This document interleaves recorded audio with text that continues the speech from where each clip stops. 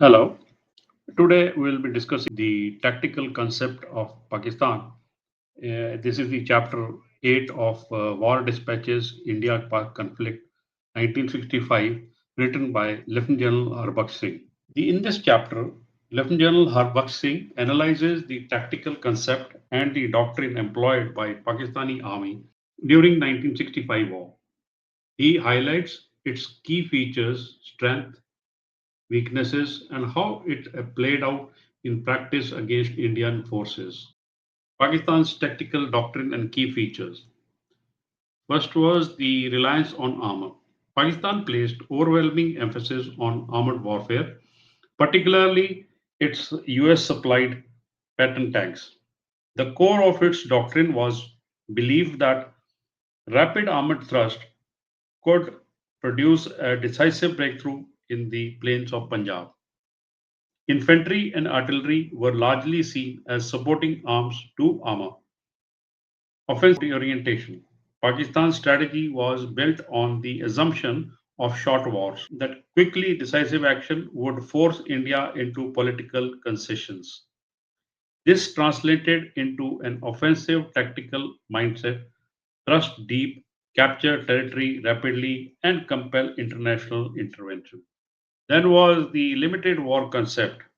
Pakistan assumed that India would avoid escalation to full scale war. Thus, bold tactical offensive, for example, infiltration in Kashmir, armored thrust at Akhnur and Kemkarn, were launched without fear of major retaliation. Use of infiltration and the special forces. In Kashmir, Pakistan relied on guerrilla infiltration, that is Operational Gibraltar, supported by the regular troops. These were meant to create local uprisings and paralyze Indian administration. Strengths of the Pakistan's tactical concept. First was the concentration of armor, deployment of one armor division in Kasur Khemkaran area and six armor division in Sialkot gave Pakistan formidable striking power. Prepared defenses around Lahore and Sialkot, and Pakistan built fortified defenses built with canals, villages, and minefields, enabling tough resistance. Aggressive spirit, Pakistani troops fought with determination and confidence initially, emboldened by the superior equipment. Weaknesses and flaws. Over dependence on armor. Armor was employed in mass but often without close coordination with infantry and artillery. At Asal Uttar, tanks were sent into unsuitable terrain, sugarcane fields, and marshy ground, leading to catastrophic losses. Inflexibility. Pakistani doctrine assumed breakthroughs would be rapid and did not plan adequately for prolonged battles. Once checked, Pakistan struggled to adapt, as seen at Chavinda, where counterattacks failed to regain momentum. Poor integration of infiltration. Operation Gibraltar infiltration was not well coordinated with Operation Grand Slam, armored offensive in Akhnur. The result was a piecemeal approach that allowed India to counter each move separately. Underestimation of India. Pakistan misjudged Indian willpower and troop morale, expecting quick collapse or local uprising in Kashmir. Instead, Indian troops and civilians resisted strongly. Logistics and maintenance shortfalls. Sustaining large armored formations required robust logistics network which Pakistan lacked. High fuel and ammunition consumption quickly strained the supply lines. Maintenance of Patton tanks under the constant battle stress became a liability. How the concept played out in battle. Operation Gibraltar failed to trigger revolt in Kashmir. Indian counter operations neutralized infiltrators and captured Hajipir.